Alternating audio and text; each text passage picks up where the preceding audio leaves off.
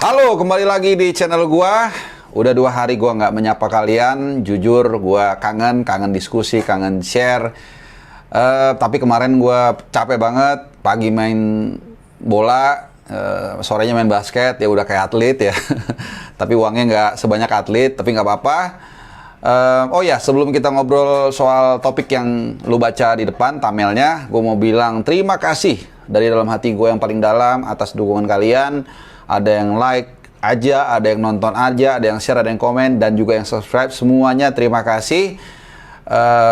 Oh ya, dan juga ada yang bilang gini, wah, saya siap nih jadi dombanya Bung Harpa. Nggak ada istilah domba-dombaan di gua, nggak ada istilah serigala-serigalaan. Kita sama, egaliter. Lu sama gua nggak ada yang lebih tinggi, nggak ada yang lebih rendah. Kita sering diskusi, yang penting jaga respect satu sama lain. Nah itu. Oke, kita langsung mulai ke topik diskusi kali ini. Jadi seperti yang lu baca, di episode kali ini akan gue bahas terkait pertandingan Chelsea dan MU. Tapi di angle yang gue pastikan lu nggak akan temukan dimanapun. Karena memang gue pada dasarnya adalah orang yang suka melihat dari angle yang berbeda. Bukan asal beda, tapi mencoba menakar rasa yang lain. Nah, jadi itu istilahnya kalau di akademis itu hipotesa 1, hipotesa 2. Jadi ada pembandingnya supaya kita bisa melihat segala sesuatu terbiasa dengan angle yang berbeda. Demikian juga dengan pertandingan semalam. Mungkin lu udah baca, udah nonton, udah denger ulasan-ulasan terkait pertandingan semalam, tapi gue pastikan ini sangat-sangat berbeda. Gue mau bahas ada beberapa hal sebenarnya yang menarik ya, terutama dari MU, karena memang ini yang banyak sedang disorot orang terkait dengan ya setelah pasca Ole lah. Pertama, dari umum dulu ya, kalau kita lihat ada rasa yang berbeda setelah Ole Chow. Ini harus diakui, banyak pemain atau ada beberapa pemain yang kemampuannya terlihat mulai keluar gitu loh, mulai terlihat dibandingkan ketika dibawa Ole. Dan ini memang banyak terjadi dalam seluruh sepak bola di dunia. Dengan tim dan materi yang sama dalam waktu yang singkat bisa terjadi perubahan yang sangat drastis ya. Referensinya banyak ya, salah satu yang paling terkenal adalah 2012 ya, 2011-12 lah. Waktu itu Roberto Di Matteo ambil setengah musim, kemudian langsung bawa Liga Champions. Baru saja yang kita tahu juga Tuchel ngambil dari Lampard, Chelsea juga sama timnya langsung Liga Champions juara, dan kita lihat seperti apa Chelsea sekarang. Bahkan di tanah air, buat lo yang ngikutin Liga 1, lo lihat Persipura. Setelah Jackson F. Thiago out, dengan materi yang hampir sama, relatif sama, tapi mereka langsung bisa meraih kemenangan. Nah demikian juga di Manchester United ya, di bawah Carrick, 2 hasil positif menurut gua. Lawan Villarreal mereka menang 2-0, lalu menahan Chelsea. Ini nggak gampang menahan Chelsea di Stamford Bridge 1-1 dan mereka gol duluan.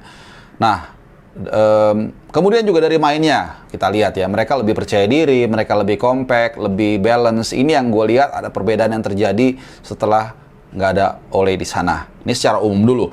Nah, sekarang kita lihat part by part ya. Gue akan melihat dari yang Fred nanti dulu deh, karena thumbnailnya gue akan mengangkat banyak soal Fred ya. Tapi kita lihat dari yang lain dulu, dari De Gea. Gue rasa De Gea nggak ada isu, nggak ada masalah. Dia tampil tetap konsisten, baik saat di bawah Ole maupun juga saat nggak ada Ole di bawah Carrick ya. Kemarin dia melakukan hampir setengah lusin penyelamatan, mungkin banyak sekali penyelamatan. Dan iya, De Gea memang berarti kualitasnya nggak ada masalah. Dan dengan pelatih berbeda pun dia tetap konsisten. Kemudian Sancho, nah ini Sancho menarik ya. Kenapa? Karena 2 pertandingan dia langsung mencetak gol, gitu ya. Jadi begitu Ole Chow lawan Villarreal dimainin dia langsung mencetak gol. Kemudian lawan Chelsea juga dia mencetak gol. Oke, lu mungkin bilang, itu kan golnya gara-gara blunder Jorginho. Nanti dulu, perhatikan detail ketika dia mencetak gol, ketika dia merebut bola dari Jorginho, ada siapa di kirinya? Yes, ada Rashford. Dia oper nggak? Enggak. Lu bisa berdebat ini jadi 2 sisi. Dia yang egois atau dia yang percaya diri. Gue lebih melihat yang kedua.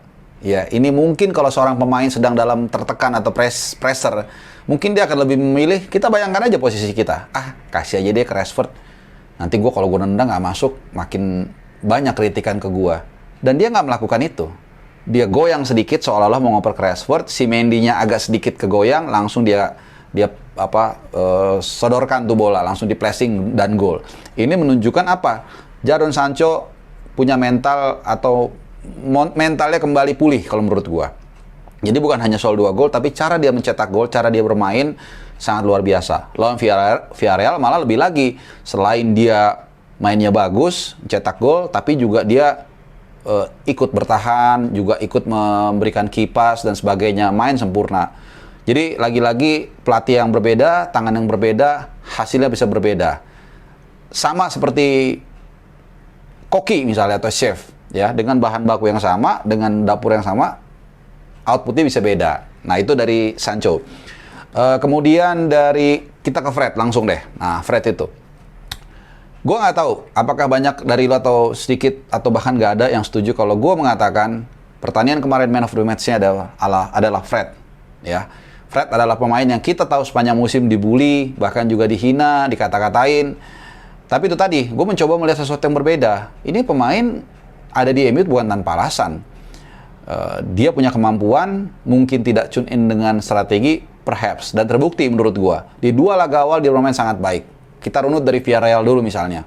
Di Villarreal, dia banyak melakukan tekanan ke depan. Dan salah satunya di babak kedua itu adalah tekanannya berbuah atau membuat para pemain Villarreal melakukan kesalahan. Dan akhirnya berujung pada gol MU. Nah, ini yang gue bilang, dengan gaya yang berbeda, dengan peran yang berbeda, ternyata dia bisa keluar kemampuannya. Balik lagi kemarin lawan Chelsea, sama juga.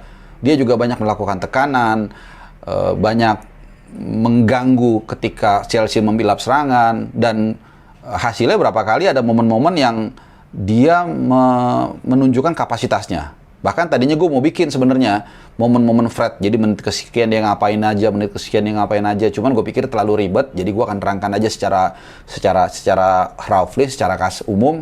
Jadi ada beberapa momen yang gue inget ya. Salah satunya itu ketika dia menutup crossing dari Reece James. Jadi ada serangan cepat dari kanan, kemudian dia turun, dia sliding tackle, kalau nggak, bukan sliding tackle, sliding ngeblok gitu loh, ngeblok arah crossing dan berhasil. Kemudian juga yang kedua, mencuri bola dari Jorginho. Bayangkan, ya, ini bukan sesuatu yang gampang ambil bola dari Jorginho.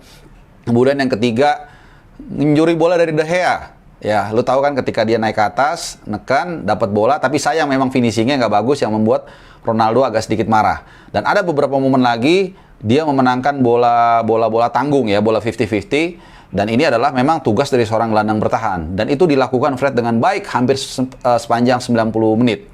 Jadi ini yang gue bilang, ternyata dengan peran dia yang lebih berbeda, ini ternyata dia bisa keluar kemampuannya. Nah, seperti apa perannya atau posisinya? Nah, kalau lu lihat MU turun dengan formasi 4-3-1-2. Tapi kalau menurut gue sebenarnya bukan 4-3-1-2, tapi 4-2-1-1-2. Jadi sebenarnya yang double pivotnya ini biasanya kan naik Fred atau Fred dengan Matic. Tapi ini 2 gelandang bertahannya yaitu si Matic dan McTominay praktis. Jadi 2. Nah, kemudian si Fred ini di sini di depan.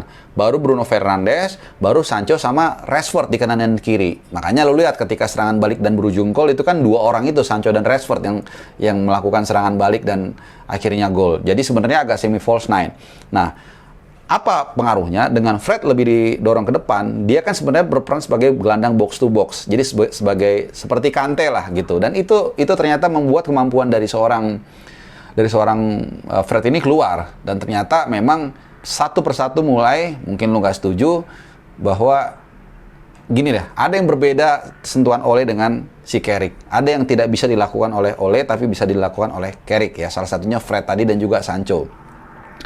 Nah, ternyata kita lihat Fred ini memang bisa tampil jauh lebih baik dibandingkan di laga-laga sebelumnya. Nah, itu dari Sancho dan dari Fred ya. Nah, sekarang kita ke Ronaldo terakhir sebelum gue tutup. Nah, ini menarik ya, karena sebelum-sebelumnya gue sempat mengatakan bahwa Ronaldo ini seperti 2 sisi mata uang.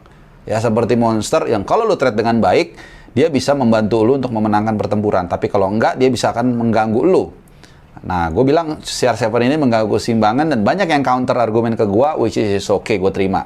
Tapi gue mau menjelaskan di sini, gue akan memberikan data dan fakta. Jadi gini, Ronaldo itu Februari akan berusia 37 tahun. Jadi usia nggak bisa bohong, nature itu nggak bisa lu lawan, lama-lama akan turun kemampuan kita, masa otot akan berkurang, kemudian juga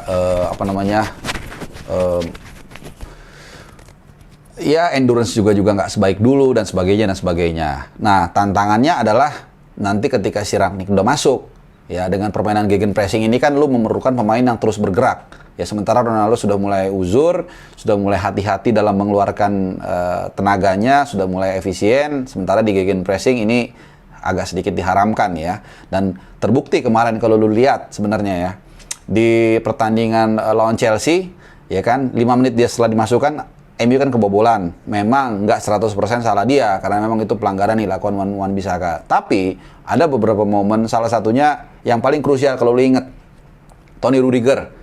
Ya ketika dia mendapat peluang di detik-detik terakhir, itu sebenarnya diawali dari nggak nutupnya Ronaldo di sisi kiri atau kanannya Chelsea. Jadi English commentary sampai ngomong, kok ini dia cuma jalan doang gitu ketika ada lawan yang ingin mencoba untuk mengirimkan bola ke tengah. Akhirnya dikirim lewat, kemudian dihajar sama Rudiger untuk melayang ke atas, jadi nggak gol. Memang, gue setuju sama lu, Ronaldo itu datang bukan sebagai pemain bertahan. Tapi ingat, dia main sebagai satu tim. Satu tim itu adalah kolektif. Nggak bisa lu mengatakan, ini kan tugas lu, ini tugas gua, dan sebaliknya. Ada momen lu seperti sebagai seorang striker, misalnya di depan gawang, lu lebih egois untuk melakukan tembakan. Tapi ada momen juga ketika lu bermain sebagai sebuah tim, yang lu lihat, temen gue butuh bantuan nih. Gue mesti mengamankan, let's say, hasil imbang 1-1 ini atau kemenangan, dan gue harus bantu ini bertahan. Itu harus dilakukan. Tapi ini tidak 100% dilakukan Ronaldo. Kenapa? Karena memang insting dia tidak ada di situ. Nah, apakah gue menyalahkan dia? Gue menyalahkan keadaan, ya kan? Karena udah tahu dia seperti itu, nggak bisa dirubah, ya itu tanggung jawab pelatih, dan itu tidak terjadi.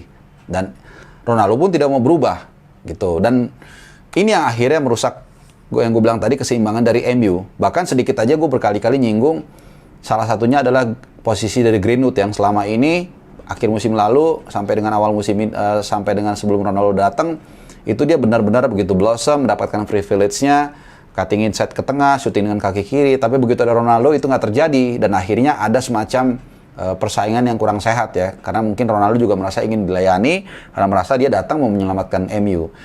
Anyway, secara umum jadi ada gangguan terhadap keseimbangan yang sudah dibangun oleh MU dalam 2-3 tahun terakhir di bawah Ole. Jadi ini yang gue paparin kemarin, yang belum sempat gue terangkan secara umum ya. Dan sedikit lagi kalau lu lihat juga karakter seorang Ronaldo ini ketika di kualifikasi ya Piala Dunia.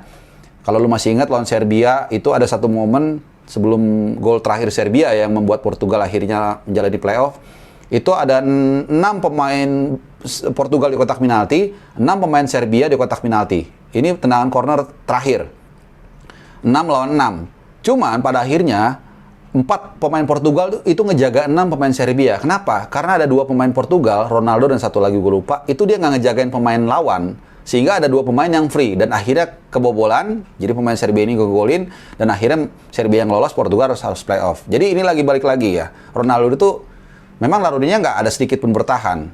Jadi dia hanya cetak gol, nggak salah. Cuman ada kalanya lu sebagai pemain harus bermain juga kolektif dan menurunkan ego lu, dan ini yang tidak terjadi dengan Ronaldo. Nah itu kalau dari pandangan gua dan juga klarifikasi soal CR7 yang gue bilang sebagai monster ya, dan akhirnya terbukti kan nggak perform, bahkan dicadangkan sama Carrick, dan gue setuju, dan mungkin lu berbeda atau juga bisa sama. Gue setuju kalau CR7 memang dicadangkan di pertandingan kemarin, karena lu melawan tim yang bermain cepat. Pemain seperti Ronaldo tentunya nggak terlalu banyak membantu. Mungkin dia dimainkan di 20 menit, 30 menit terakhir, mungkin it's okay. Tapi kalau untuk bermain selama 90 menit, week in, week out, seperti yang dilakukan oleh, ya lu lihat hasilnya, MU nggak berkembang. Dan ini menarik nanti ya, kalau kita lihat di mana peran Ronaldo ketika Rangnick nanti benar-benar sudah membesut MU. Karena kita tahu gegenpressing ini adalah membutuhkan kerja keras, determinasi, dan juga stamina untuk mengimplementasikan gegenpressing. Karena gegenpressing ini kan kalau di teori perang ini seperti Blitzkrieg ya di Perang Dunia Kedua. Saat itu Jerman melancarkan taktik ini, yaitu tepat, cepat sama dengan momentum. Jadi T kali C sama dengan momentum. Jadi harus bersama-sama, harus tepat, maka lu akan mendapatkan itu. Kalau enggak susah. Kalau ada satu pemain yang cuma jalan, maka itu akan kempos. Nah ini akan kita lihat. Nanti gue akan bikin satu video khusus terkait gegenpressing. Gue bilangnya sih di di acara kemarin di DPI, gue bilang gegenpressing perjuangan kah atau gegenpressing reformasi? Artinya mungkin ada gegenpressing yang harus mengakomodir seorang CR7 yang nggak mau gerak gitu. Nah ini yang gue bilang akhirnya CR7 tuh menjadi dua sisi mata uang. Di satu sisi dia punya kapasitas, punya juga nama besar, bagus untuk marketing, punya finishing yang bagus sebagai seorang penyerang, tapi juga untuk keutuhan kolektivitas tim ini yang menjadi tanda tanya. Nanti akan gue bikin satu video khusus mungkin besok, tapi untuk saat ini udah 15 menit lebih, jadi kita sudahi dulu. Terima kasih udah nonton video gua. Seperti biasa, gue berharap lu dalam keadaan sehat dan kita jumpa lagi di video-video gue lainnya. Dan jangan lupa like, share, comment, and subscribe supaya channel ini terus berkembang dan juga bisa memberikan informasi dan edukasi buat lu semua. Thank you, ciao, salam sehat.